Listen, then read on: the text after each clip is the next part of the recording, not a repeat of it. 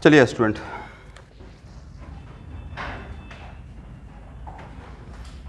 ये पहला फार्मूला है इंटीग्रेशन का।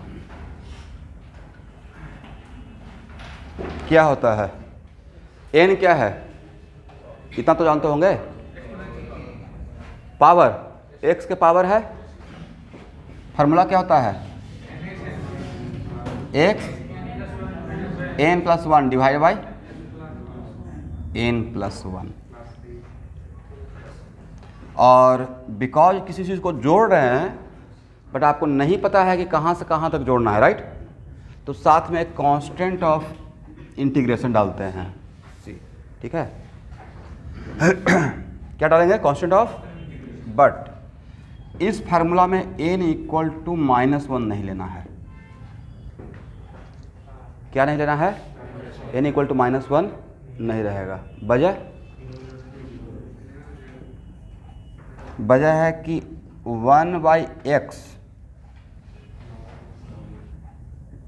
का इंटीग्रेशन होता है, बोलिए, अगर x के पावर -1 हो जाएगा तो 1/x हो गया। अब बस इतना ही जानिए, क्यों और कैसे बाद में।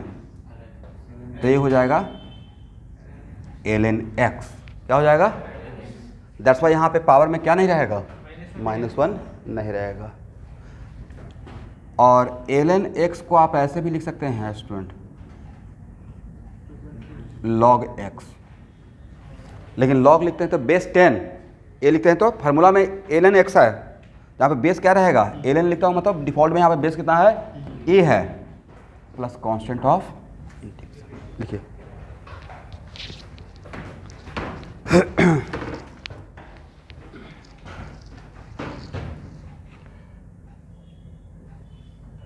अब यहाँ देखिए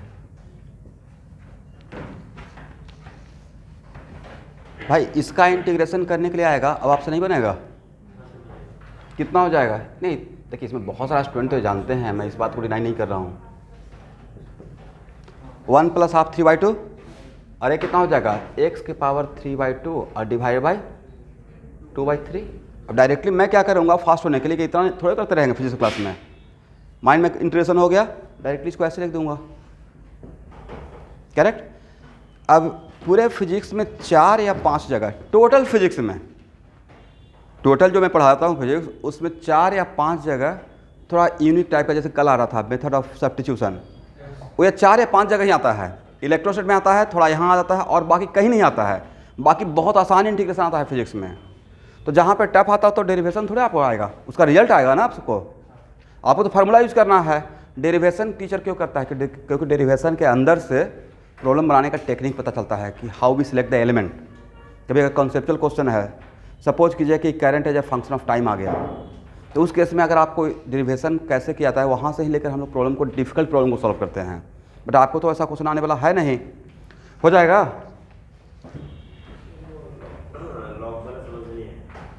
लॉग वाला समझ में नहीं आया तो इसको आप बस लिख लीजिए, बस ये जानिए कि ln x होता है, ठीक है?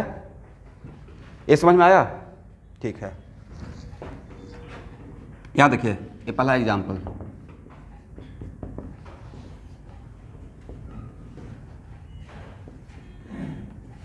इसका इंटीग्रेशन क्या होगा?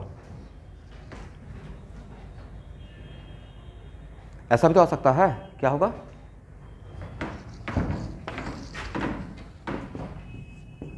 भाई ए ऊपर जाएगा तो पावर ए हो जाएगा ना, राइट? अब क्या लिखिएगा?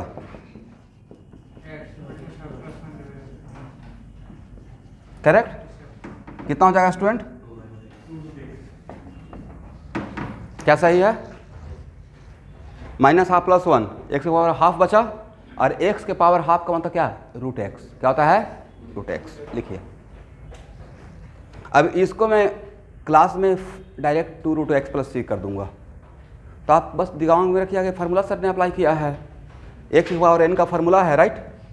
बट बस n पे कंडीशन है कि n -1 नहीं रहेगा, बाकी कुछ भी पावर रह सकता है, करेक्ट है ना? अब यहाँ देखिए, इसका देखिए तो ये समझ में आ गया है, इसको हटाएं।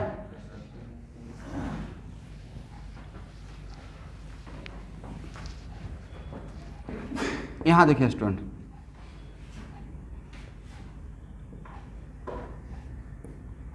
कि कोई कांस्टेंट है, क्या है? तो ये रूल है कि इंटीग्रेशन हो या डिफरेंशिएशन हो, किसी भी कांस्टेंट क्वांटिटी को इंटीग्रेशन के अंदर भी लेके जा सकते हैं और बाहर भी ला सकते हैं। We can take out the any constant quantity outside the integration. तो यहाँ पे kx dx है, तो k को हम लोग बाहर कर सकते हैं, बट वेरिएबल टर्म को बाहर नहीं करना है, तो वेरिएबल को इंटीग्रेट करना है, राइट? किसको इंटीग्रेशन से बाहर लाएंगे? कांस्टेंट टर्म को। तो कितना हो जाएगा? x dx, ये रूल है। अब इसके बाद क्या हो जाएगा? k x²/2 और प्लस कांस्टेंट ऑफ इंटीग्रेशन।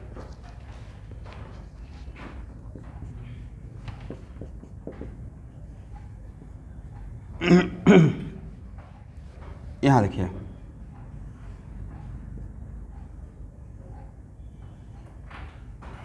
ध्यान सुनिएगा, 1/x का इंटीग्रेशन क्या होता है? अभी जस्ट बताए थे ना, ln x, सी बाद में ऐड कर देंगे भाई। 1/x प्लस माइनस कोई भी k, x + 2, x - 2, कुछ भी रहेगा, कोई k का कोई वैल्यू है, नंबर है, सेम फार्मूला, ठीक है? प्रोवाइडेड यहाँ पे x के पावर 1 ही रहना चाहिए। क्या रहना चाहिए? क्यों और कैसे वो आता है मेथड ऑफ सब्स्टिट्यूशन से, बात उसमें दिमाग आपको लगाने का रिक्वायरमेंट नहीं है। ऐसे रहेगा तो यहाँ लिखिए, लिखिए, ठीक है ना? क्योंकि ये बहुत बार आएगा। अब मान लेते हैं कि आपसे मैं पूछूंगा कि स्टूडेंट यहाँ पे देखिए, x + 3 का इंटीग्रेशन करना है, क्या लिखिएगा? ln x + 3 रहेगा, करेक्ट है ना?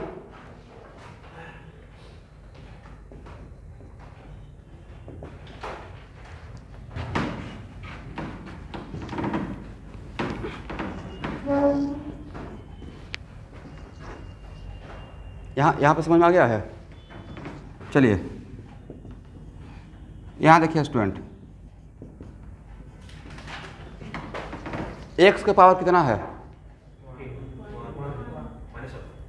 x, सॉरी, यहाँ पे नीचे में x के पावर कितना है? 1 है। यहाँ देखिएगा, इसका फॉर्मूला क्या था? तो इसका भी जो फार्मूला है वही लिखिए, बट जो x का कोफिशिएंट है उससे डिवाइड कर दीजिएगा। ये रूल है। जो भी स्टैंडर्ड फार्मूला बन रहा है डिटो वो लिख देंगे और नीचे बट x के पावर 1 रहना चाहिए। अगर नीचे x के पावर 1 है, कहने का मतलब है कि डिनोमिनेटर में लीनियर फंक्शन, बोलिए मेरे साथ, डिनोमिनेटर में कौन सा फंक्शन? लीनियर फंक्शन रहेगा, तो उसका फार्मूला ln x ही ln रहेगा, बट उसमें x का कोफिशिएंट से डिवाइड कर देना है, बाकी डिटो सेम लिख दीजिएगा, करेक्ट? फॉर एग्जांपल, आपको नहीं सर ये तो सबसे ज़्यादा जनरलाइज हो जाएगा, इसी को कर लेते हैं। This is more and more generalise. 1/, अब अगर b का वैल्यू 0 हो जाए और a का वैल्यू 1 हो जाए तो 1/x बन जाएगा, करेक्ट? इसका फार्मूला ln, बोलिए मेरे साथ, x + b, और x का कोफिशिएंट कितना है? a से डिवाइड कर दीजिएगा, ठीक है? बहुत छोटा छोटा इंटीग्रेशन चाहिए भाई आप लोग को। आपको ऐसा इंटीग्रेशन थोड़े आएगा जो जेईई मेन में आता है। आप फिजिक्स में तो बहुत नॉर्मल इंटीग्रेशन होता है।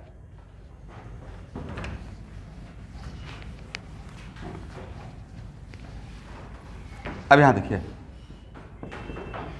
तो इस टाइप का काम चल जाएगा ना। यहाँ पे बी पॉजिटिव भी हो सकता है, निगेटिव हो सकता है, मुझे नहीं मतलब है। ये जो भी रहेगा विथ प्रॉपर साइन डिवाइड करना, मैग्नीट्यूड नहीं, ए से डिवाइड करना, ये जो भी रहेगा।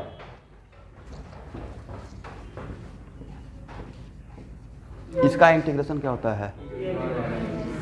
e⁻x, correct? अब पूछेंगे कि भाई इसका इंटीग्रेशन क्या होगा? डिट्टो यही लिख दीजिएगा, करेक्ट? सबसे ज़्यादा जनरलाइज ये है, इसका इंटीग्रेशन क्या होगा? e⁻x + b, बट x का कोफिशिएंट क्या है? yes. से डिवाइड कर दीजिए, लिखिए तीनों।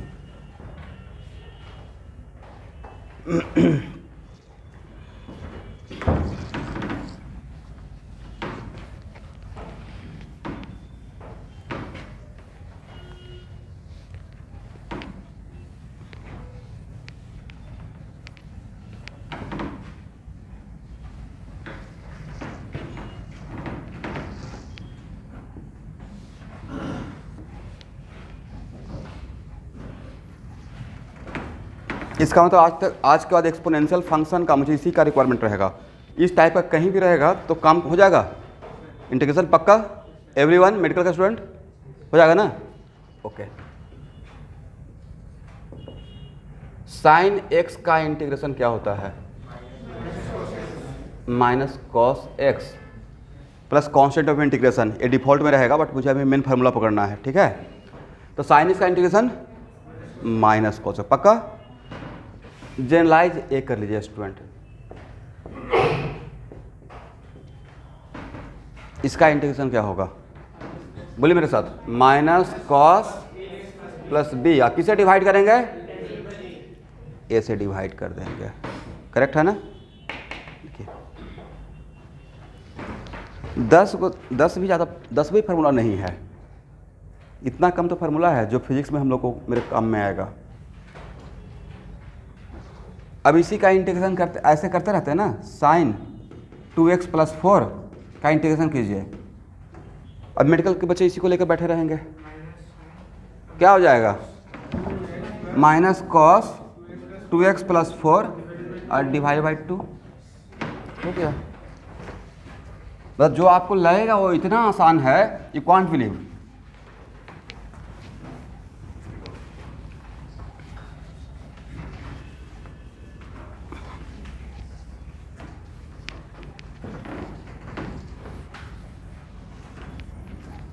इसलिए आपके कोई भी जूनियर होंगे, अगर वो तैयारी के लिए कदम बढ़ाए होंगे ना 11th का, कोई अभी आसपास में, उसको बोलो कि सारा काम छोड़कर 5 दिन या 10 दिन आर डी शर्मा उठाकर इंटीग्रेशन और डिफरेंशिएशन करो, बाद में स्टार्ट करना तैयारी, क्योंकि यहाँ पे ही कॉन्फिडेंस कम होते रहेगा। राइट? गलत बोल रहे हैं? वो अगर पकड़ बन जाएगा, difference d y by d x करके रखेगा, तो मैं एक बार बोलूँगा d y by d x का geometrical meaning slope. D y by d x समझे हुआ तो फिर उसको स्लोप समझ में कोई प्रॉब्लम नहीं होगा, but d y by d x ही तो सबसे बड़ा हडल रहेगा। जैसे आपके जो सिस्टर हैं, तुमको पूछेगा 11th में कितना पढ़ाया गया है, 7 क्लास तो MM सर लिए हैं मैथमेटिकल टूल का, और 8-9 क्लास मैं लिया होगा, तो मतलब 20 क्लास के आसपास मैथमेटिकल टूल ही पढ़ाया हूँ।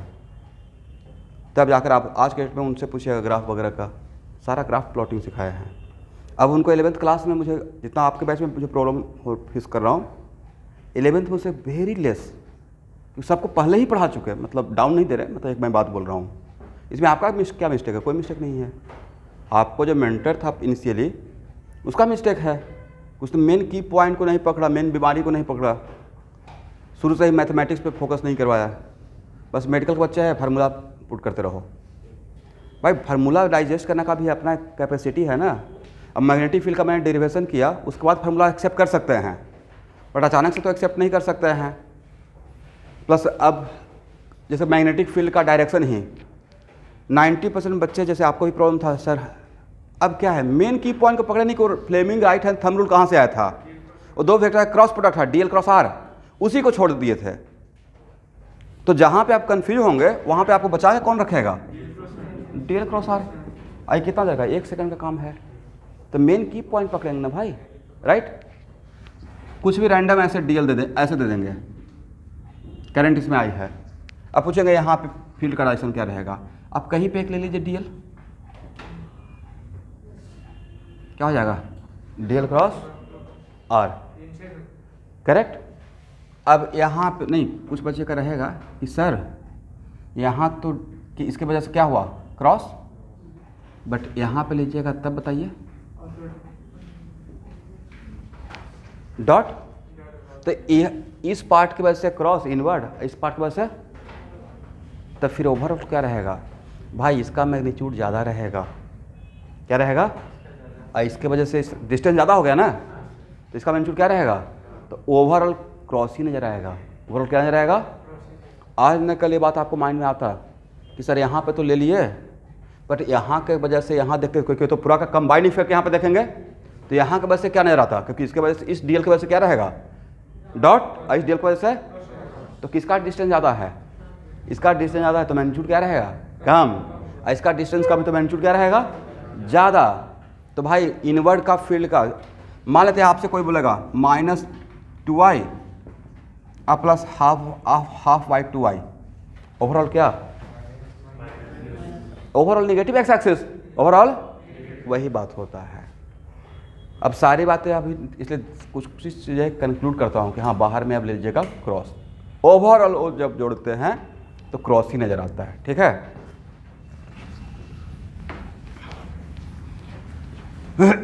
यहाँ देखिए तो साइन का तो इंटीग्रेशन हो जाएगा एवरीवन, कॉस डायरेक्ट कर लें इसको, इसी को कर लेते हैं, इसका इंटीग्रेशन क्या लिखना है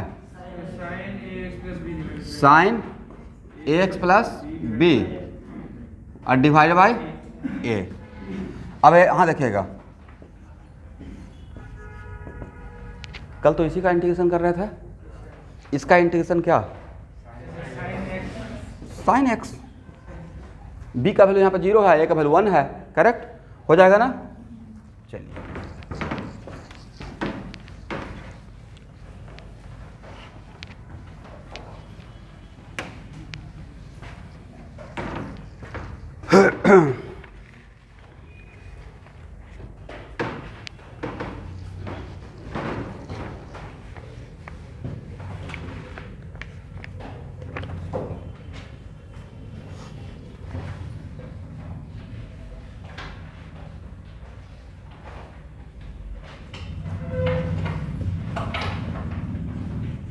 ये स्टैंडर्ड फार्मूला है, सेक एक्स टेन एक्स का इंटीग्रेशन होता है,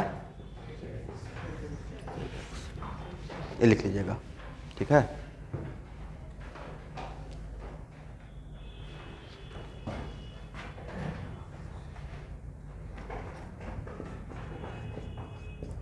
बट फार्मूला तो आपको रटना पड़ेगा।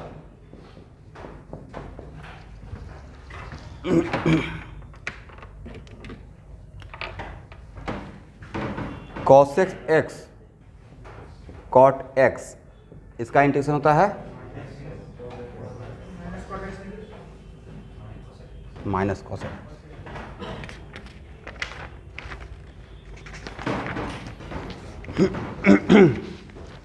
यहां तक हो गया।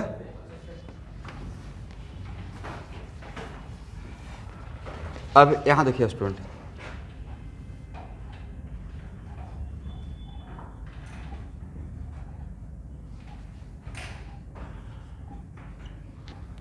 dx का इंटीग्रेशन सिर्फ dx रहेगा और कुछ नहीं रहेगा, क्या रहेगा dx। तो dx का इंटीग्रेशन कितना, अब आपसे मैं पूछूंगा dm का इंटीग्रेशन क्या बोलिएगा m, आपसे पूछेंगे dw का इंटीग्रेशन क्या बोलिएगा w, आपसे पूछेंगे di का इंटीग्रेशन क्या बोलिएगा, लिखिए लिखना है।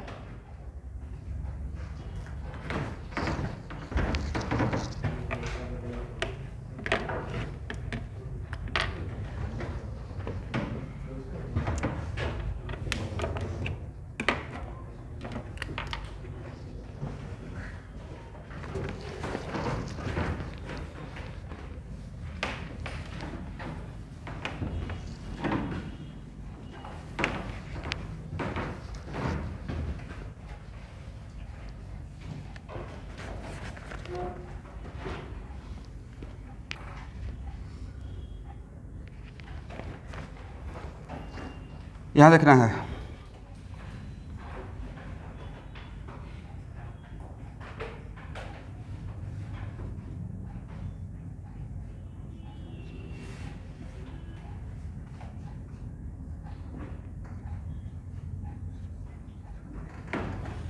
यहाँ देखिए स्टूडेंट, मान लेते हैं कि इंटीग्रेशन जिसका करना है वो दो अलग अलग फंक्शन है, हो सकता है कि एक ट्रिग्नोमेट्रिक फंक्शन हो और एक पॉलिनोमियल, ऐसा भी हो सकता है ना कि इसका मैं पूछा integration sine x plus x square, हाँ है ना, तो ये कौन सा फंक्शन हो गया?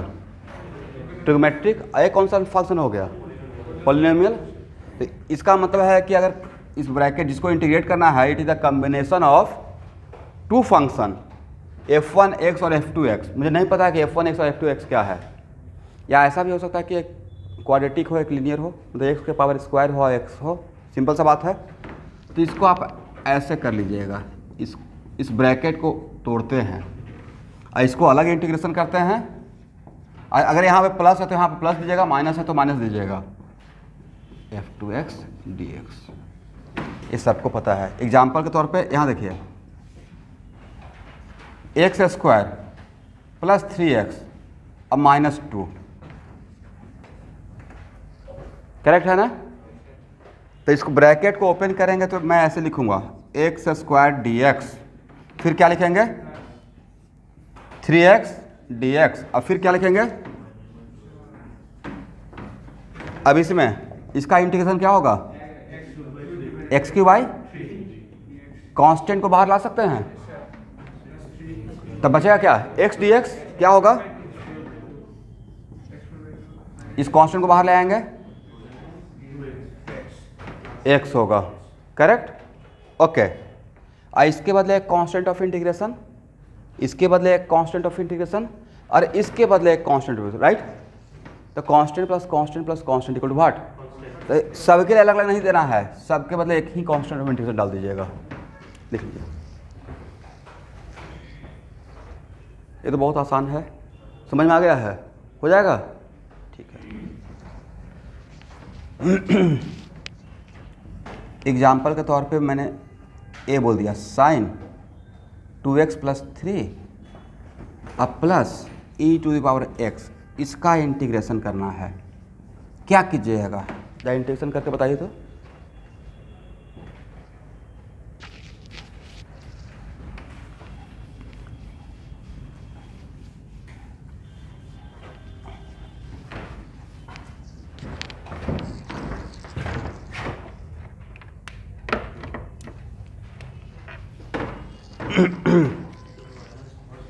यस, साइन का होता है क्या? Minus cos.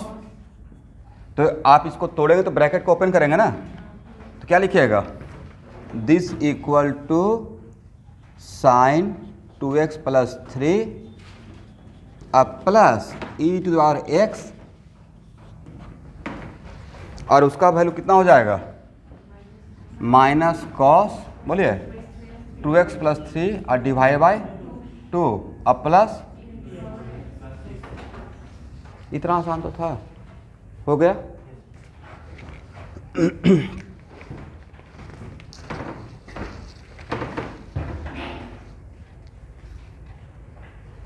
चलिए, तो भाई इससे ज़्यादा मुझे रिक्वायरमेंट नहीं होगा आपको फिजिक्स पढ़ाने में, और इससे ज़्यादा जहाँ पे रिक्वायरमेंट होगा तो उसको वहाँ पे ही मैं समझा दूँगा, बट इतना फार्मूला से मेरा काम चल जाएगा। इतना फार्मूला तो याद रहेगा, ठीक है।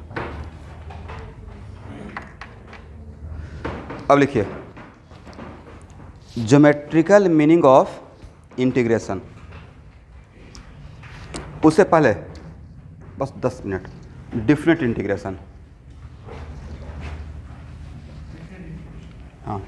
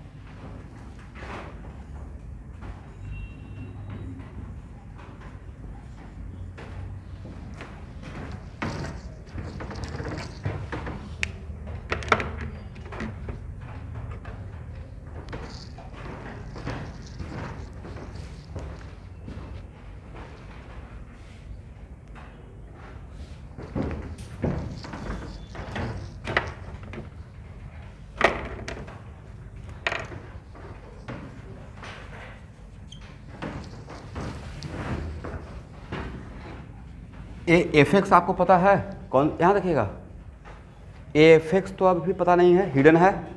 इस क्या है, फंक्शन है। ये क्या क्या हो सकता है सर? पॉलिनोमियल हो सकता है, कुछ भी रह सकता है, राइट। लीनियर रहेगा, क्वाड्रेटिक रहेगा, एक्सपोनेंशियल रहेगा, कुछ भी हो सकता है।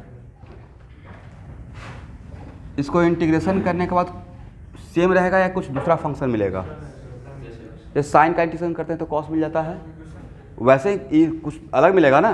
कुछ मिलेगा तो वो तो हम लोग लिख पाएंगे इंटीग्रेट करने के बाद। जैसे इसका इंटीग्रेशन किए तो ये आपको इसका इंटीग्रेशन किया या इसका किया तो यहाँ पे कुछ मिला, उस चीज़ को यहाँ देखिए, इसको बोलते हैं कहाँ से कहाँ तक जोड़ना। 1 मिनट पढ़िएगा क्या? We are integrating with respect to X, we are integrating with respect to, तो जिसके रेस्पेक्ट में यहाँ जो रहेगा ना, यहाँ अगर यहाँ पे dy रहेगा तो y का लिमिट लेना है, dx रहेगा तो x का, यहाँ पे dt रहेगा तो t का लिमिट लेना। जो यहाँ पे रहेगा, यहाँ नहीं, जो यहाँ रहेगा उसी का यहाँ पे लिमिट लिया जाता है। यहाँ पे अगर dv रहेगा वॉल्यूम, तो वॉल्यूम का लिमिट लीजिएगा, करेक्ट। यहाँ पे अगर टाइम कुछ और दूसरा चीज़ भी अगर रहेगा, जो यहाँ पे रहेगा भाई, उस ये मैं लिया हूँ, किसका वैल्यू लिया हूँ? x का लिया हूँ। इसको बोलते हैं लोअर लिमिट, इसको क्या बोलते हैं? Upper limit. इसको ये पहले भी तो करते थे समेशन, यहाँ पे दिस और दिस करते थे, तो वही तो चीज़ है, राइट। इसका मतलब we are integrating from where to where, a to b. We are integrating with respect to x from where to where, a से बी। अब यहाँ पे देखेंगे, पहले इस वैल्यू को इस फंक्शन में पुट करते हैं, तो क्या लिखेंगे? जहाँ जहाँ x रहेगा वहाँ पे b पुट कर दीजिएगा, करेक्ट। और उसके बाद फिर a को पुट करेंगे, और दोनों के पीछे माइनस रहेगा। क्या रहेगा? लिखिए,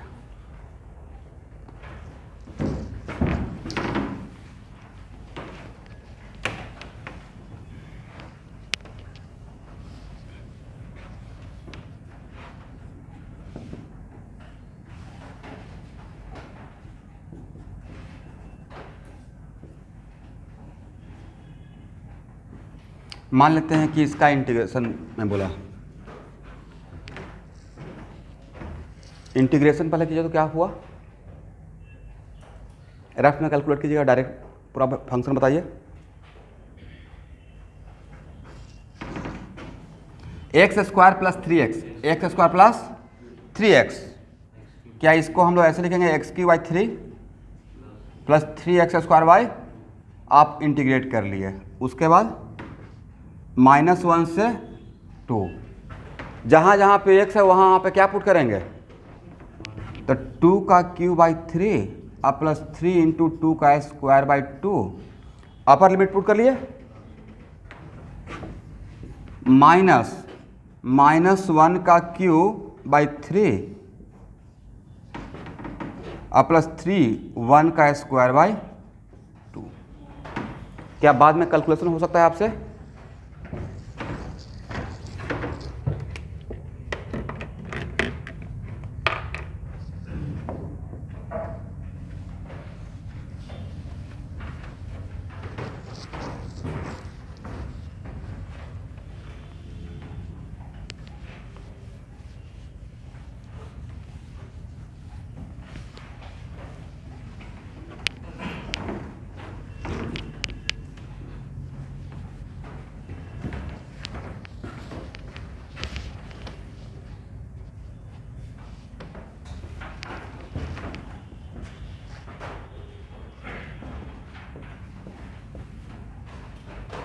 हो गया ना?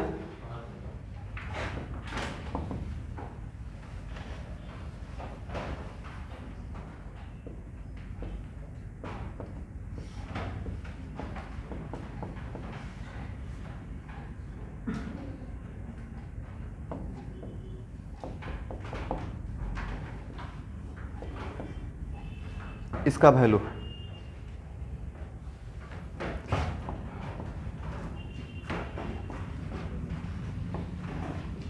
यहाँ देखिए,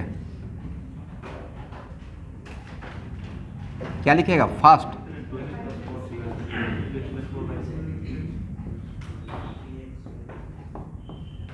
सही है। पहले कौन सा लिमिट पुट करेंगे एवरीवन? तो अब अपर लिमिट पुट कीजिएगा, क्या हो जाएगा? तो 2 × 4 + 4 कितना हो जाएगा? 12 ना। ln 12 बीच में माइनस देंगे, ln कितना? 8 और ln a minus ln b, log a minus log b equal what? log a by b, oh sorry, divided by 2 correct, sorry. तो 1/2 को बाहर निकाल लें तो ln कितना? ln 12 by ln 8 correct. अब बेस कितना है? a, याद रखिएगा बेस कितना है? हाफ ln, इसको कितना लिखेंगे? 3/2 और बाद में ln को log में कन्वर्ट करना है तो इतना लिख सकते हैं।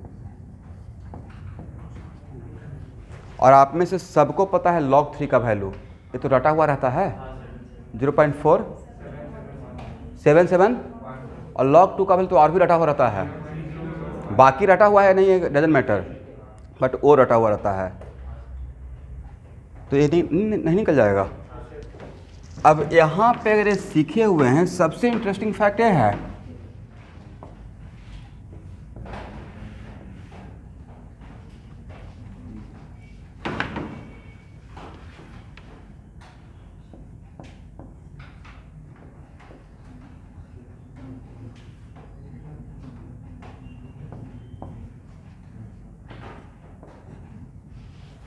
यहाँ देखिए स्टूडेंट, ऐसा इंटीग्रेशन हम लोग चार्जिंग और डिस्चार्जिंग ऑफ कैपेसिटर में आता है, पक्का आता है, करेक्ट आता है ना। अभी इसको फिजिक्स के पॉइंट ऑफ व्यू नहीं देखे, बट ऐसा इंटीग्रेशन तो पक्का आरसी सर्किट में मिलेगा। अब आपके अकॉर्डिंग सच में क्या इंटीग्रेशन टफ है भाई? इसका इंटीग्रेशन अब नहीं कीजिएगा तो कब कीजिएगा? ln बोलिए k प्लस, मान लीजिए हम आपके लिए माइनस ही कर देते हैं और डिवाइड बाई व्हाट? के, और अगर 0 से क्यू कर दें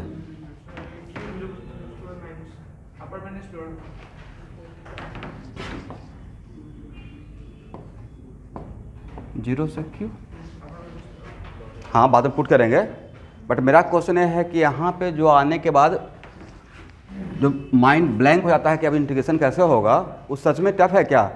आपका जो फिजिक्स में जितना यूज होता है ना, बिल्कुल बच्चा टाइप का यूज होता है, मतलब वहाँ से सही मायने में इंटीग्रेशन वहाँ से शुरू भी नहीं होता है जहाँ पे आपको ख़त्म होता है, सच में पूछा जाए।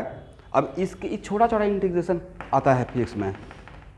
अब यहाँ पे अगर मेरा पेन अगर फिजिक्स के क्लास में रुकना स्टार्ट हो गया, इसका तो सिलेबस ऐसे ही स्लो हो जाएगा, करेक्ट। ऐसे टफ आएगा तो जिससे टफ आएगा तो भाई उस सबके लिए प्रॉब्लम ही रहेगा, तो वहाँ पे हम लोग रुकेंगे। ऐसे टफ आएगा वो डेरिवेशन में आएगा, फार्मूला में तो आएगा नहीं। बट जो छोटा छोटा सपोज कीजिए कहीं पे पढ़ाया जा रहा है, इस टाइप का इंटीग्रेशन आ गया और यहाँ पे ही अगर आप सपोर्ट नहीं कर पा रहे हैं, चीज़ों को नहीं ले पा रहे हैं, इसका मतलब आपका फिजिक्स का प्रॉब्लम नहीं है, मैथ में प्रॉब्लम है, ठीक है। लिख लीजिए, लिमिट तो पुट करने आ जाएगा ना, और लॉग रहेगा तो फिर log a minus log B equal to log a by B कर लीजिएगा, करेक्ट। बट यहाँ देखिए कितना हो जाएगा स्टूडेंट, 1/k के बाहर ले लें, लिमिट पुट कीजिए ln KQ माइनस 3 और माइनस वाट क्यू के बाद 0 पुट कीजिए, क्या हो जाएगा? 1 मिनट। तब फिजिक्स के क्लास में आपको जो मैथमेटिक्स का स्टूडेंट रहेंगे उनको थोड़ा सा प्रॉब्लम ये दिखेगा कि लॉग का पावर निगेटिव नहीं होता है। यहाँ पे एक्सेप्ट कर लीजिएगा, जब आगे सॉल्व कीजिएगा ना वो एक्चुअल में वो आगे चलकर अपने ऑटोमेटिकल से कंपनसेट हो जाएगा। इसलिए मैथ वाला बात यहाँ सोचना छोड़ दीजिएगा, कुछ वजह से उसको एक्सप्लेन नहीं कर सकता हूँ यहाँ पे। लिमिट अगर जब इसको कीजिएगा तो ऑटोमेटिक को पॉजिटिव नजर आ जाएगा। क्या करना है? ऐसे ln KQ माइनस 3 और divide by what? log a minus log b, एक काम कर देना है, ठीक है, हो जाएगा। चलिए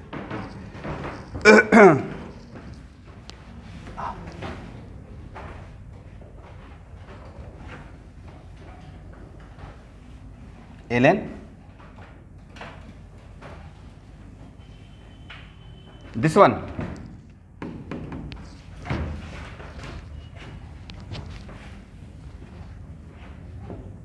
यहाँ तक समझ में आया है आपको?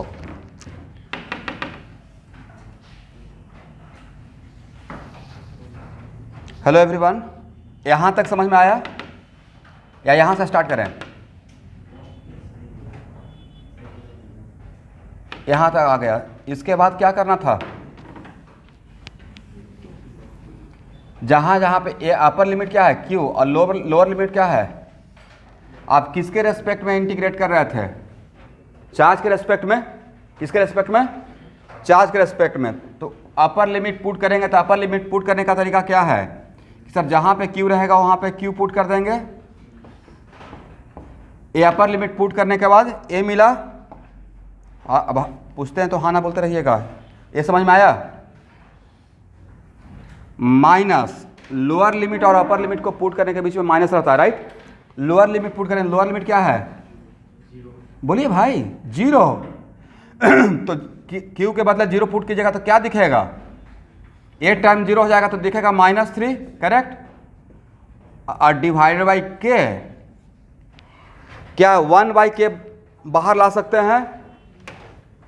तो 1/K अगर बाहर ले आएंगे तब क्या बचेगा? ln KQ -3 minus ln -3। यहाँ तक समझ में आ गया? अब आपको एक फार्मूला पढ़ाया हूँ, log A minus log B equal to क्या होता है? log A by B। इसको A मान लीजिए, इसको B मान लीजिए, राइट? तब क्या हो जाएगा? 1/K ln KQ -3, ये हो गया A का काम करेगा और डिवाइड बाई कितना? यही तो था, ठीक है ना? ओके। तो क्या आप लोग इंटीग्रेशन के बाद अपर लिमिट और लोअर लिमिट पुट कर लेंगे? पक्का हो पाएगा? इसको हटाएं।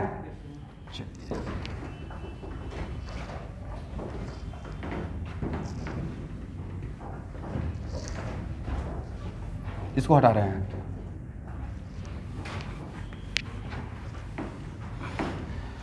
अब यहां देखिएगा स्टूडेंट, यहां देखिए तो डीएम का इंटीग्रेशन क्या बोले आपने?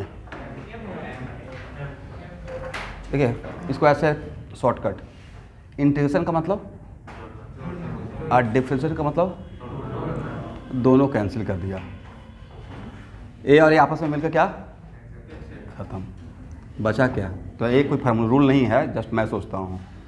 इसका मतलब जो यहाँ डी के बाद जो रहेगा, we are integrating with respect to M, we are integrating with respect to, but किसको इंटीग्रेट कर रहे हैं वो नहीं है, सिर्फ यही है, खुद ही है। तो यहाँ पे जो डी के बाद रहेगा वही लिख दीजिएगा, राइट? जो भी आम इमली रहेगा डी के बाद जो रहेगा उसको लिख देना है, करेक्ट है ना? अब मैं बोलूँगा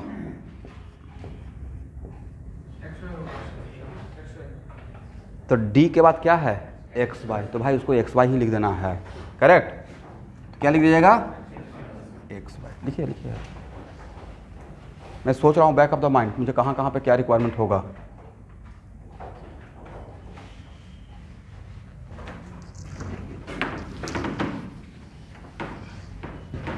और अगर मैंने ऐसा इंटीग्रेशन दे दिया, यहाँ देखिए 1 से 2, इसका मैं वैल्यू पूछा, integration of what? D X Y, कहाँ से कहाँ तक? तो बोलिए सर आपका लिमिट लेना गलत है, यहाँ पे लिमिट लेने का तरीका आपका सही नहीं लगा। बोलिए क्यों? कुछ तो बोलिए, पूछिएगा। 1 मिनट, वेरिएबल 2 है भाई, वेरिएबल एक्स और वाई है, तो सिर्फ एक किसका लिमिट लिया है? एक्स है, वाई है, आपको कुछ पता है? तो जब ऐसा रहेगा तो ऐसा लिमिट लूँगा, एक्स का भी लेंगे और वाई का भी लेंगे, समझे नहीं समझे? यस, 1 2 3 4। अब क्या कीजिएगा? पहले अपर लिमिट पुट करेंगे, तो अपर लिमिट में एक्स के बदले कितना पुट करेंगे? बोलते ही नहीं है। सबसे बड़ा, सुबह में ब्रेकफास्ट वगैरह करके नहीं आते हैं सर? पीजी में मिलता ही नहीं है। कुछ स्टूडेंट तो ब्रेकफास्ट करने के चक्कर में ऑफलाइन क्लास नहीं आते हैं। ब्रेकफास्ट छूट जाएगा। Breakfast is much more important with respect to class. वो लोग देते हैं ना टाइम से। उनको बोलिए जहाँ भी रह रहे हैं कि सर बोले हैं कि थोड़ा जल्द 8 बजे तक दे दीजिए, नहीं तो ऐसे बोलेगा कि पता है कितना टफ सिलेबस चल रहा है, शरीर में जान ही नहीं लग रहा है, थोड़ा कुछ अलग अच्छा भी खिलाइए, रिक्वेस्ट करते हुए। But same situation here only.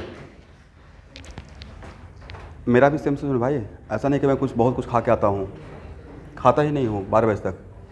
खाना चाहिए, बट अगर ज़्यादा खा लेंगे तो चल नहीं पाएंगे, लेजीनेस आ जाएगा, वो एफिशिएंसी नहीं रहेगा।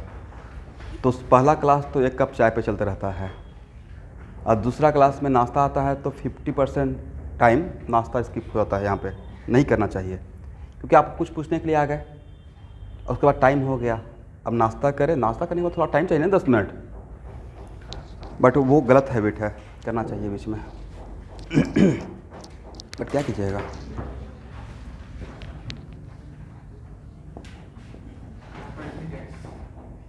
क्या करेंगे, 3 × 4, एक्स के जगह पे 3, वाई की जगह पे 4, माइनस एक्स की जगह पे कितना 1, वाई की जगह पे। ये तो पता है ना कि जो पहले एक्स रहता है बाद वाई रहता है, ऐसे होगा। करेक्ट, बिल्कुल दे सकते हैं। एक्स वाई जेड तीनों रह सकता था, एक्स वाई जेड। इतना तक ही समझ लेते हैं, इतना तक मुझे रिक्वायरमेंट होगा। और ये भी मैं बता रहा हूँ कहाँ पे रिक्वायरमेंट होगा, जब आपको वर्क पावर एनर्जी या इलेक्ट्रोस्टैट में कंजर्वेटिव फोर्स जब चेक करना रहेगा, तो कहीं कहीं पे इसका रिक्वायरमेंट होगा। और कंजर्वेटिव फोर्स चेक करने के लिए नीट में मैं क्वेश्चन देखा हूँ, आया हुआ है, तो वहाँ पे इसका मैं लाभ लूँगा। ठीक है ना। तो अब तो डी एक्स वाई कंडीशन हो जाएगा, how much, X Y D X Y condition. 1 minute, definite integration जहाँ भी करते रहेंगे, कौन सा, डिफिनिट। तो डिफिनिट इंटीग्रेशन में आपको इस बात का टेंशन है कि एरर आने का, कि कहाँ से कहाँ तक जोड़ना है, वो तो पता है ना। तो डिफिनिट इंटीग्रेशन में कांस्टेंट ऑफ इंटीग्रेशन डालने का रिक्वायरमेंट नहीं है। कांस्टेंट ऑफ इंटीग्रेशन सिर्फ किस में डालेंगे, चीज़ों को कंपनसेट करने के लिए इनडिफिनिट में, बट डिफिनिट इंटीग्रेशन में कांस्टेंट ऑफ इंटीग्रेशन नहीं डालते हैं। करेक्ट। चलिए स्टूडेंट,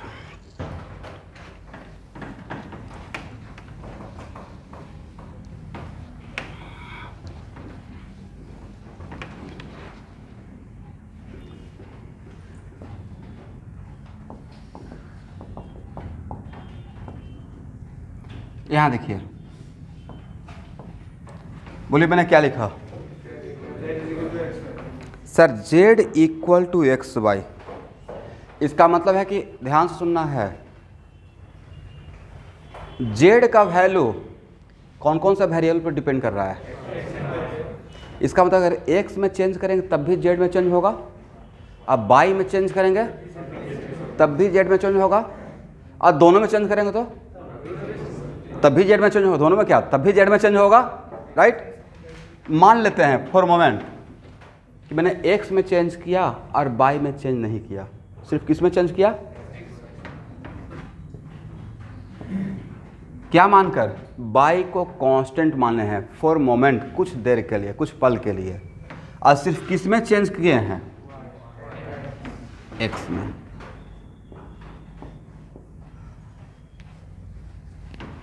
तो भाई 1 मिनट,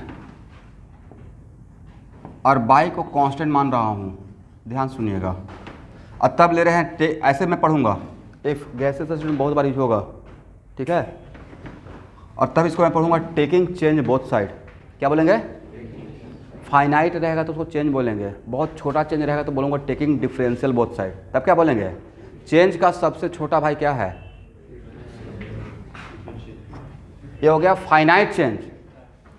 और डी का मतलब भी होता है चेंज, बट कैसा चेंज, सबसे छोटा चेंज, उससे छोटा चेंज नहीं होगा, जिसको बोलते हैं इनफाइनाइटेसिमल चेंज।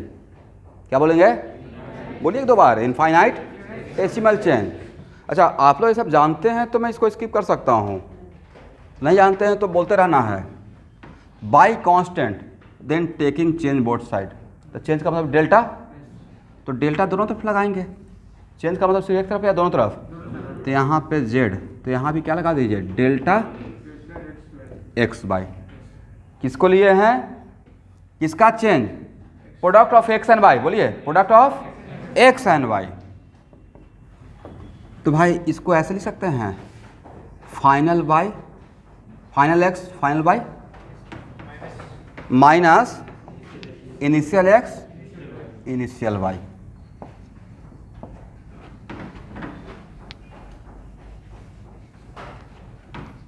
बट कांस्टेंट क्या है?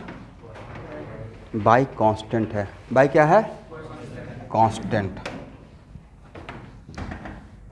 तो जो कांस्टेंट है उसको बाहर तो कॉमन ले सकते हैं ना, ए बाई और ए बाई डिफरेंट है सेम है, तो बाई को और बाहर निकाल लेंगे तो एक्स एफ माइनस एक्स आई, इसको लिख सकते हैं बाई। तो पहले यहाँ पे कांस्टेंट मान के काम कर रहा हूँ ना। Let us suppose by is constant, let us suppose by is constant. जब कांस्टेंट है तो इनिशियल बाई और फाइनल बाई डिफरेंट रहेगा या सेम रहेगा? सेम रहेगा। तो क्या ए वैल्यू और ए वैल्यू डिफरेंट है? तो इसको क्या कॉमन ले सकते हैं? आई ए क्या हो गया? Delta x. तो इसी को मैं लिख रहा हूँ, लिख सकते हैं ना, या बाई डेल्टा एक्स बाई, यहाँ तक आइए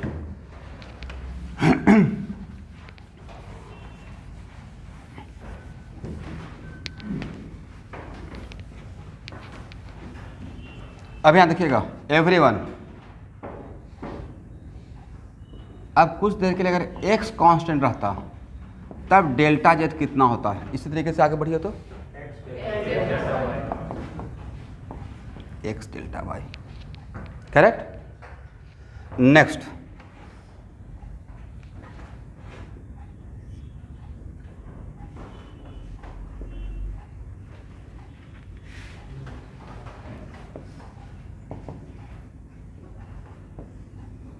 तो आज के बाद अगर डेल्टा जेड रहता है, इसमें एम मेंशन नहीं किया हुआ है कि कौन कांस्टेंट है, मानते both are variable, both are what, और तब बोला जाएगा taking change both side, taking change both side. तो उसको लिखने का तरीका रहता है, उसको लिखने का तरीका होता है कि पहले बाई को कांस्टेंट लेते हैं, इसका डिफरेंशियल चेंज लेते हैं, फिर एक्स को कांस्टेंट रखते हैं, इसका चेंज लेते हैं। लिखने का तरीका क्या हो जाएगा?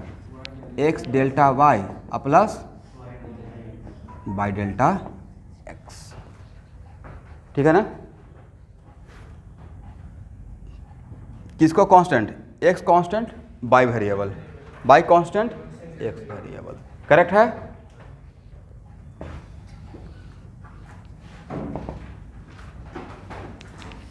बट एक मिनट, लेकिन आपके कोई फ्रेंड बोलेंगे नहीं डेल्टा ऐसे है, एक तो तरीका यह हो गया, कोई आपके फ्रेंड बोलेंगे नहीं नहीं नहीं,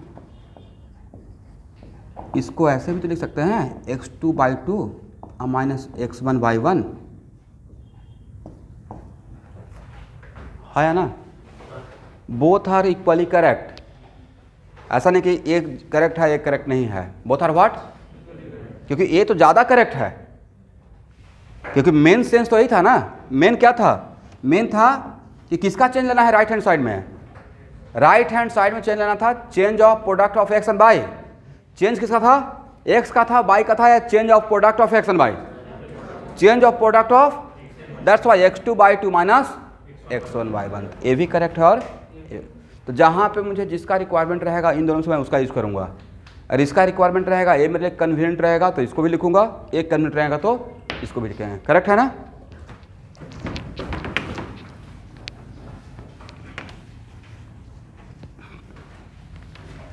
अब यहाँ देखिए student, z equal to X Y.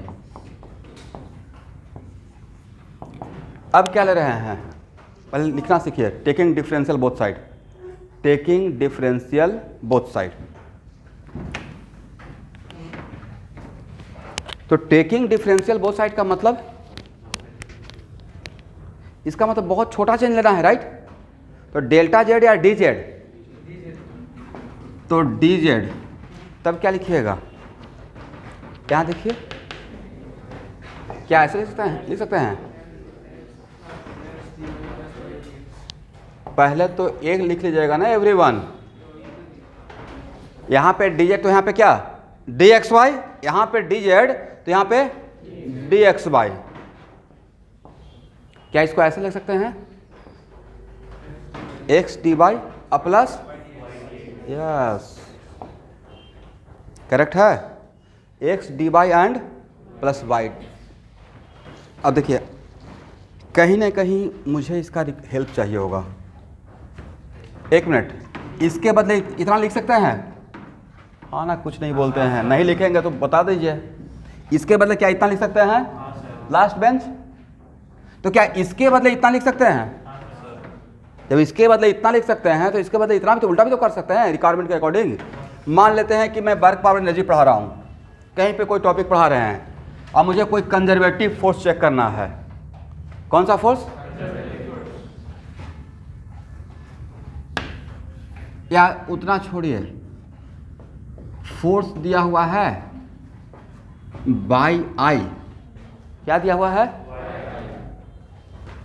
Are दिया हुआ है एक्स जे, करेक्ट। और ये कांस्टेंट फोर्स या वेरिएबल फोर्स? बोलिए वेरिएबल, एक्स वाई देख ही रहे हैं, वेरिएबल है, राइट। और वेरिएबल फोर्स के लिए वर्क डन निकालने के लिए एफ डॉट डी आर करते हैं। क्या करते हैं everyone? F dot D R. और एफ के बदले क्या है? पहले वेरिएबल फोर्स में छोटा वर्क पहले निकालते हैं, तब बड़ा वर्क उसके लिए जोड़ते हैं, राइट। तो एफ के बदले क्या लिखिएगा? बाई आई प्लस एक्स जे। और डी आर के बदले क्या लिखिएगा स्टूडेंट? पढ़ाया हूँ वेक्टर में।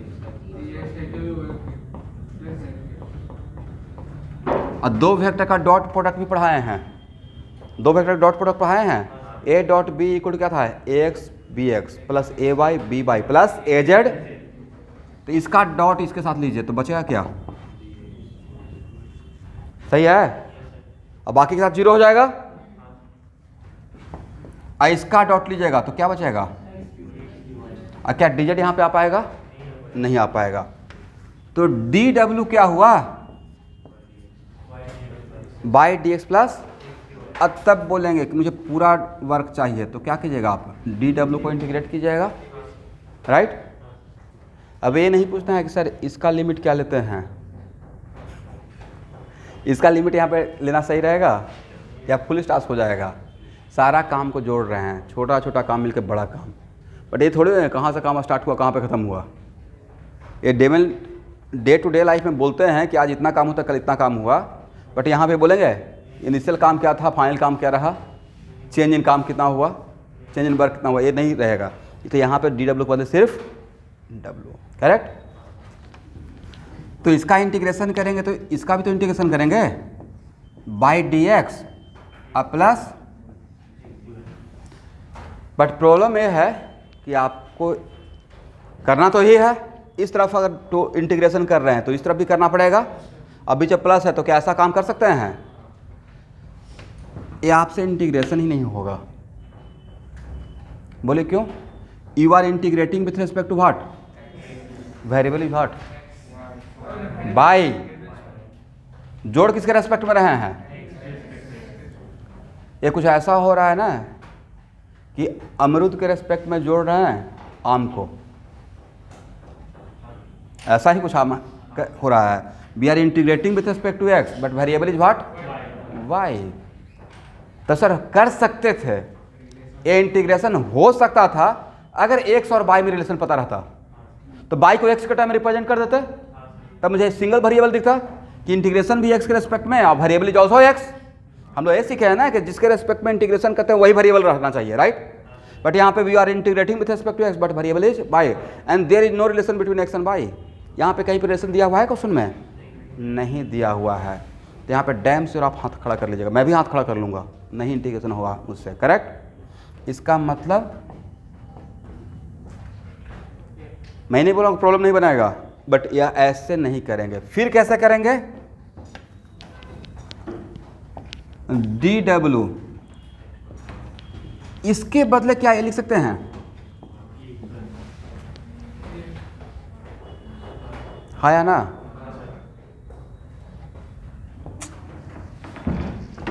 अभी तो आप ही बोले थे सर इसके बदले ये लिखेंगे, मैंने पूछा इसके बदले ये लिखेंगे या नहीं लिखेंगे, तो बोले हाँ सर लिख सकते हैं। तो आपके सामने ही तो है। तो क्या इसके बदले जिसको सर्किल कर रहे हैं उसके बदले क्या dxy लिख सकते हैं? यस। और एक मैथ में कौन सा चैप्टर में आता है? एक चैप्टर का नाम है डिफरेंशियल इक्वेशन कैलकुलस में, सबसे लास्ट चैप्टर। तो वहाँ पे सब स्टैंडर्ड फॉर्म दिया रहता है तोड़ कर, करेक्ट? ये आपको मिलेगा। और वहाँ पे जो मैंने लिखा है, जिसमें मैं इतना माहौल बना रहा हूँ कि मैं बहुत बड़ा काम, बहुत चीज़ सिखा रहा हूँ, वहाँ पे स्टार्ट ही होता है ए डिफरेंशियल फॉर्म, करेक्ट? तो अब तो हो जाएगा आप इंटीग्रेशन स्टूडेंट। जो चीज़ यहाँ पे नहीं कर पा रहे थे वो चीज़ यहाँ पे बहुत आसानी से हो जाएगा। और dxy का इंटीग्रेशन क्या? xy। और क्या फिर लिमिट नहीं पुट कर लेंगे क्या? कैसे? x1 y1 x2 y2।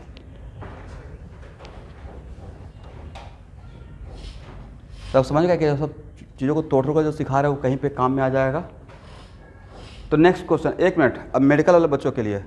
Sir यहाँ तक तो ये समझ में आ गया, इससे डिफ़िकल्ट भी तो हो सकता है जहाँ पे नहीं होगा। तो इससे डिफ़िकल्ट रहेगा तो छोड़ दीजिएगा, इससे डिफ़िकल्ट आपसे नहीं पूछा जाएगा। इतना तक अगर डाइजेस्ट कर लेते हैं वही काफ़ी है मेरे लिए, ठीक है? बट इतना तक आएगा। और जो मैं एग्जाम्पल लिया हूँ वो कम से कम 5-6 जगह देखा हूँ आपके क्वेश्चन बैंक में। एक तो इलेक्ट्रिक फील्ड में रहता है कि find out the which electric field are conservative in nature, फिर आएगा which force is conservative in nature. Obvious इसी फॉर्मेट का पक्का मिलेगा, ठीक है? तो ये एटलीस्ट एक्सेप्ट कर लीजिए।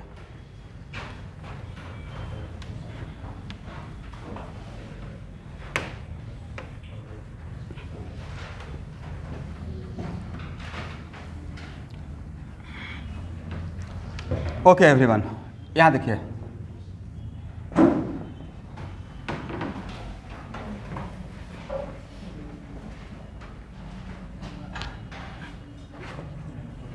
यहाँ देखिएगा। अब इसको जनरलाइज करता हूँ। आप लोग का एक चैप्टर है एरर इन मेजरमेंट, ठीक है? एकदम शॉर्टकट। इज इट कंपल्सरी कि always Z equal to X Y रहेगा? कुछ भी हो सकता है ना पावर। तब अगर डेल्टा जेड पूछेंगे, क्या पूछेंगे? शॉर्टकट सिखा रहे हैं, डेल्टा जेड पूछेंगे। क्या पूछेंगे एवरीवन? Delta Z. तो पहले बाई को कांस्टेंट मानिएगा। क्या मानेंगे? इसको एक्स के रेस्पेक्ट में डिफ्रेंशिएट कीजिए, कितना आता है? इसको कांस्टेंट मान के सोचिए कि है ही नहीं,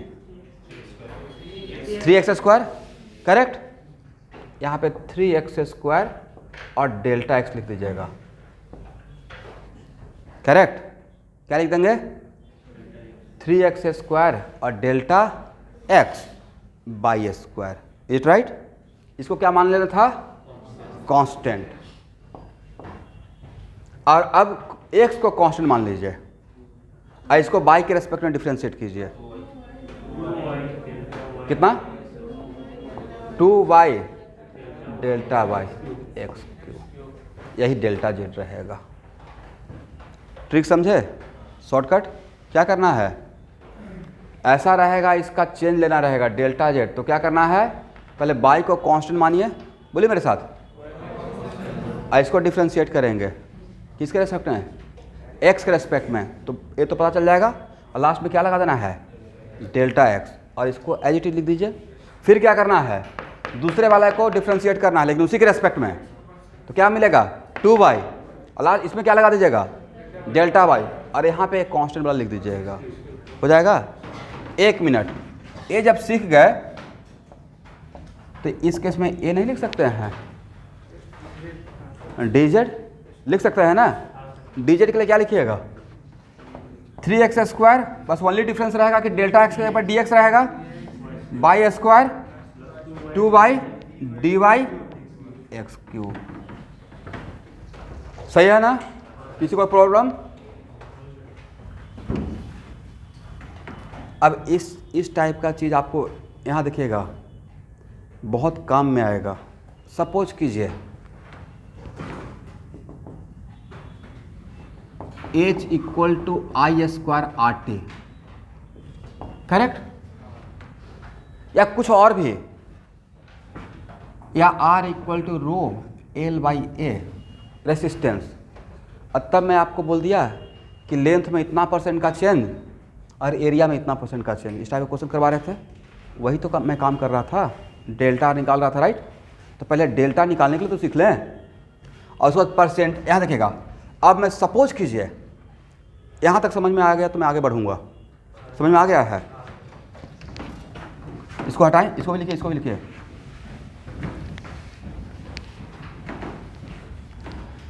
देखिए, एक्चुअल फैक्ट ये है स्टूडेंट कि सच में आपको जब मैथ यूज होता है ना, बस थोड़ा थोड़ा सा चीज़ सिखा दिया जाए तो कहीं पे आपका पेन रुकेगा ही नहीं। मैथ आपको समझना थोड़ा यूज करना है ना, समझने के लिए तो आप मेडिकल जेईई मेन का तैयारी करते हैं, आपको फिजिक्स में यूज़ करना है। मैथ का बाबा तो आपको बनना नहीं है, तो वहाँ पे कुछ कुछ चीज़ें बहुत छोटा छोटा चीज़ का हेल्प से आपको सही से फिजिक्स चलते रहता। फॉर एग्जांपल, जितना ग्राफ आपका यूज होता है ऑलमोस्ट ग्राफ तो आपको पढ़ा दिए हैं। अब कहीं पे क्वाड्रेटिक का ग्राफ दोबारा अगर आप ड्रॉ नहीं करते, ये आपका मिस्टेक है। लीनियर इक्वेशन का ग्राफ स्ट्रेट लाइन ये ड्रॉ नहीं होगा, अब हो जाएगा ना। साइन का, कॉस का, लॉग का, e⁻x का, इंक्रीजिंग फंक्शन, डिक्रीजिंग फंक्शन, इतना ही तो कुछ आता है। ये भी मैंने मच मोर बोल दिया।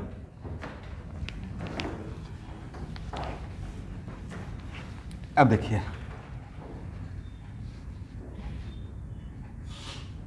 ध्यान से देखिएगा, मान लेते हैं कि आज के डेट में, आज ही तो गैसेस का स्टार्ट होगा, PV इक्वल टू K है। क्या है? बॉयल्स कांस्टेंट, करेक्ट ना? अच्छा, किसी कांस्टेंट क्वांटिटी का चेंज कितना होगा? 0, ये तो पक्का जानते होंगे। अब मान लेते हैं कि मैं बोलूँगा taking differential both side, taking differential या even taking change both side, तो delta PV equal to delta क्या कीजिएगा, और डेल्टा PV भी बदले, अगर मैं P delta V plus V delta P लिखते हैं तो वहाँ पे आपको दोबारा ये पूछने का रिक्वायरमेंट है क्यों हुआ आज के बाद। अब पूछेंगे तो मैं बोलूँगा जाके मैथमेटिकल टूल रिवीजन कीजिए। पढ़ा रहे हैं ना, इससे ज़्यादा यहाँ पे पढ़ा रहे हैं, राइट? या इसको ऐसे लिख सकते हैं, P dV plus V dP equal to what? 0। तो अब ये जैसे ही लिखते तो वहाँ पे आप अगर ये सब चीज़ नहीं यहाँ पर डिस्कस किए होते हैं या पहले से नहीं जानते तो बैक द माइंड पूरा ब्लैंक हो जाता है। ये क्या हो गया, मतलब कुछ करिश्मा हो गया। कुछ नहीं हुआ भाई, मैथमेटिक्स हुआ है, राइट? केमिस्ट्री ये था, यहाँ के बाद जो किए हैं वो क्या है? मैथमेटिकल ऑपरेशन किए हैं। टेकिंग डिफरेंशियल, यहाँ पे ऐसे लिखेंगे तो बोलेंगे टेकिंग डिफरेंशियल बोथ साइड, यहाँ पे लिखेंगे तो बोलेंगे taking change both side. Finite रहता है तो चेंज बोलते हैं, बहुत छोटा रहता है तो डिफरेंशियल बोलते हैं। समझ में आ गया? लिख लीजिए, काम में आ जाएगा।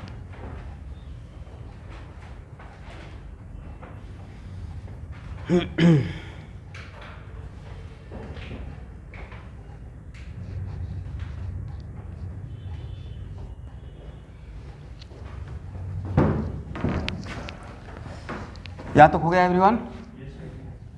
इसको हटाया जाए।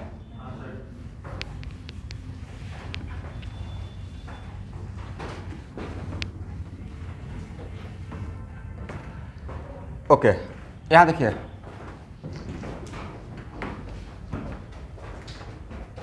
इस पे आपको 4 मार्क्स का क्वेश्चन रहेगा। बहुत जगह पे ऐसा आता है ना कि लेंथ में चेंज 10%, एरिया में चेंज 20%, तो रेसिस्टेंस में चेंज कितना % आता है? तो delta Z by Z into 100 को क्या पढ़िएगा? परसेंटेज चेंज इन Z, परसेंटेज चेंज इन। तो डेल्टा Z तो निकाल दिए, बट मुझे एक क्वांटिटी चाहिए था। डेल्टा Z बाई Z निकल जाएगा तो परसेंटेज निकल जाएगा 100 से मल्टीप्लाई करने के बाद। तो पहले डेल्टा Z बाई Z निकालने के लिए सीखिए। तो डेल्टा Z तो सर आ गया है इसी एग्जांपल के रेफरेंस में। तो डेल्टा Z बाई Z, तो डेल्टा Z है कितना?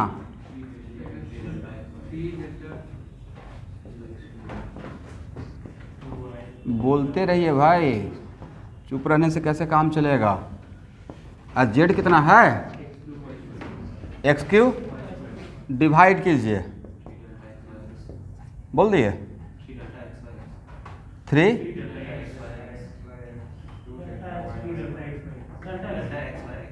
Delta x Y. Very good, two Y Y Y. बड़ा इंटरेस्टिंग है। ये क्या है? यहाँ देखिए, ये है फ्रैक्शनल चेंज इन एक्स भाई, डेल्टा एक्स वाई। आप लोग काम क्या किया मैथमेटिक्स में बताइए?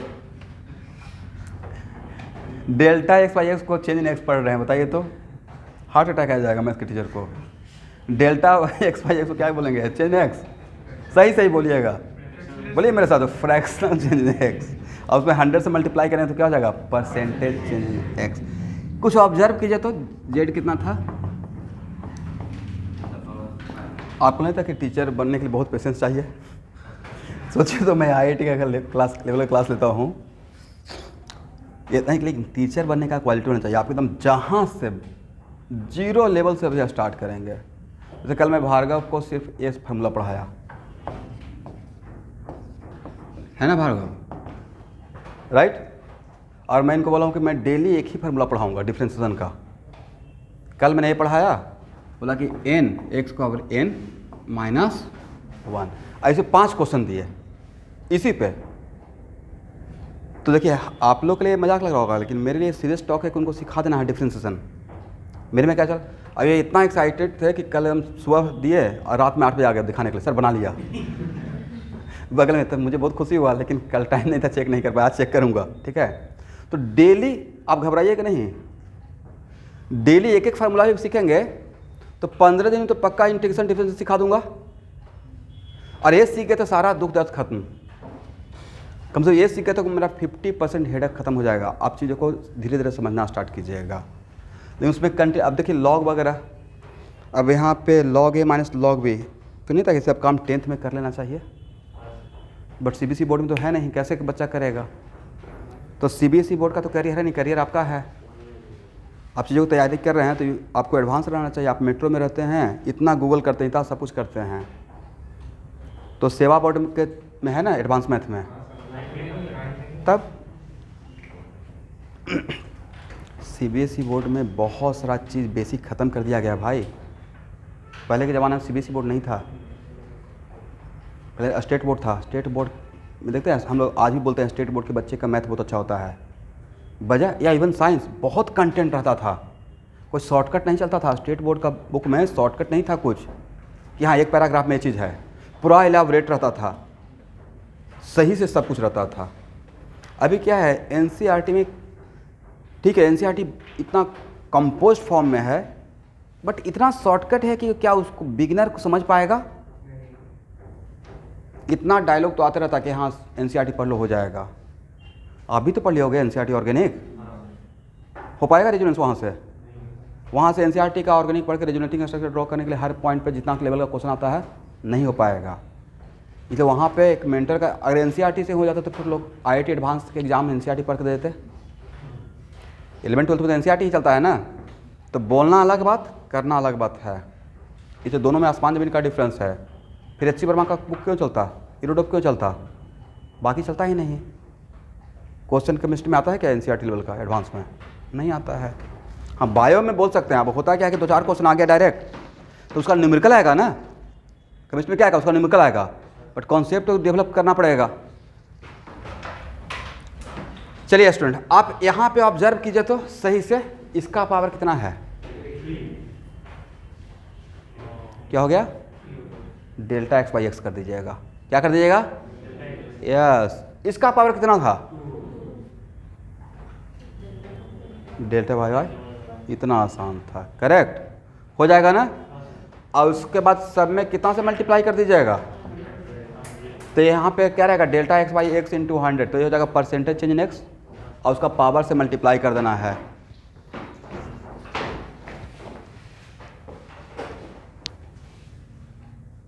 समझ में आ गया ये बात? तो इसी क्वेश्चन में क्या हम लोग इस क्वेश्चन को बना लें। अब यहाँ लिखिए सेम क्वेश्चन के लिए, if percentage change X is 4%, if percentage change in X equal to 4% और percentage change Y equal to 5%, then percentage change in Z equal to कितना परसेंट। मतलब मैं आपसे क्या पूछ रहा हूं, ए पूछ रहा है ना, इसके लिए कितना हो जाएगा everyone, 3 delta x by x into 100 करें। यहां देखिए तो इसका तो यही मिलेगा ना, इसका तो ये मिलेगा correct, plus 2 delta Y by Y into कितना 100। ये ब्रैकेट दिया हुआ है कितना परसेंट है, अभी तो लिखा है 4, तो कितना हो जाएगा 3 इंटू 4 और प्लस इसका कितना परसेंट दिया था 2 इंटू 5, कितना हो जाएगा 22%। निकल गया, करेक्ट है ना।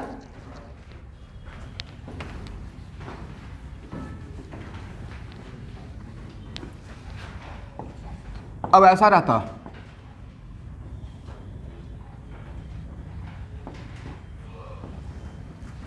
ध्यान से देखिएगा, एक्स बाई बाई क्यू, इसमें आपको डेल्टा जेड बाई जेड, तो इसको करने के लिए इसको इस फॉर्मेट में लिख दीजिएगा। बिल्कुल करेंगे, क्यों नहीं करेंगे, जो पावर रहेगा वही लिखेंगे, जो पावर रहेगा उसी को लिखिएगा। ये एरर इन मेजरमेंट नहीं है, वो अलग बात रहेगा, उसमें मॉडुलस लेते हैं। ध्यान सुनिएगा, एरर इन मेजरमेंट में क्या लेते हैं, बट यहाँ पे काम नहीं करना है। यहाँ पे मैं एरर इन मेजरमेंट पढ़ा रहा हूँ या परसेंटेज चेंज पढ़ा रहा हूँ, परसेंट, वो उसमें बस डिफरेंस रहता है कि उसमें मॉडुलस लेकर जोड़ देते हैं, करेक्ट। तो यहाँ पे कैसे लिखिएगा, सिखाए क्या है, इसका पावर कितना है 1, क्या हो जाएगा डेल्टा एक्स बाई एक्स, इसका कितना पावर है भाई, यही आएगा लास्ट में डिवाइड करने के बाद, राइट। आई इंटू कितना 100, ठीक है ना। बट सिर्फ डेल्टा जेड पूछते तब क्या लिखते हैं, only delta Z, only delta Z पूछते तो कितना लिखते हैं, तो बाई को कांस्टेंट एक्स को वेरिएबल, बोलिए बाई को कांस्टेंट और एक्स को वेरिएबल, तो एक्स को डिफरेंशिएट करते किसके रेस्पेक्ट में, एक्स के रेस्पेक्ट में, और लास्ट में किससे मल्टीप्लाई करते हैं डेल्टा एक्स, तो क्या रहता है एक्स का डिफरेंशिएशन 1 डेल्टा एक्स बाई के पावर, फिर किसको डिफरेंशिएट करते हैं बाई को, किसके रेस्पेक्ट में, बाई के रेस्पेक्ट में, और किससे मल्टीप्लाई करते हैं डेल्टा बाई से, और एक्स को कांस्टेंट मानते हैं, तो कितना होता -3, और बोलिए -4, very good, delta Y.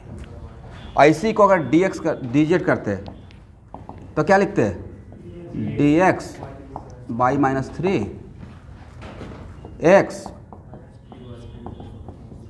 dy, हो जाएगा ना। चलिए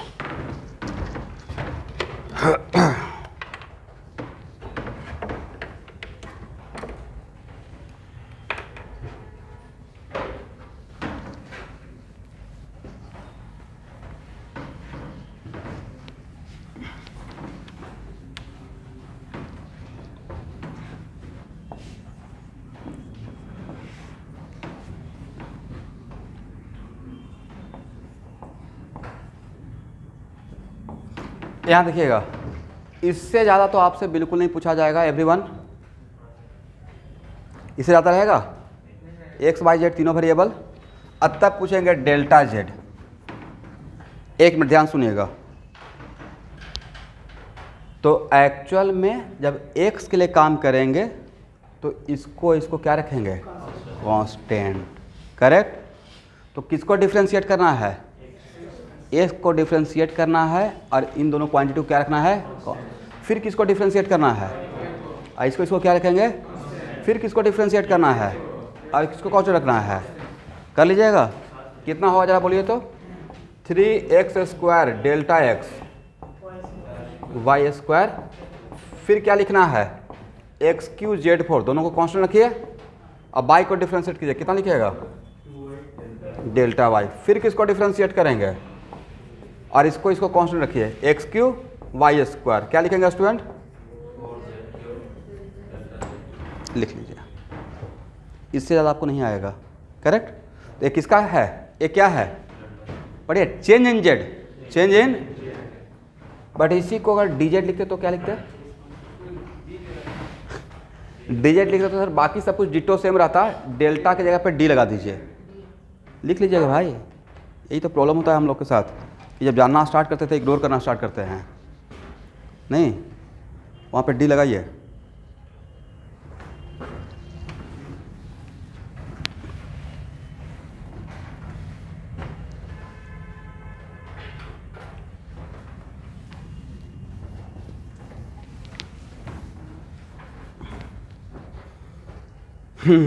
हो गया।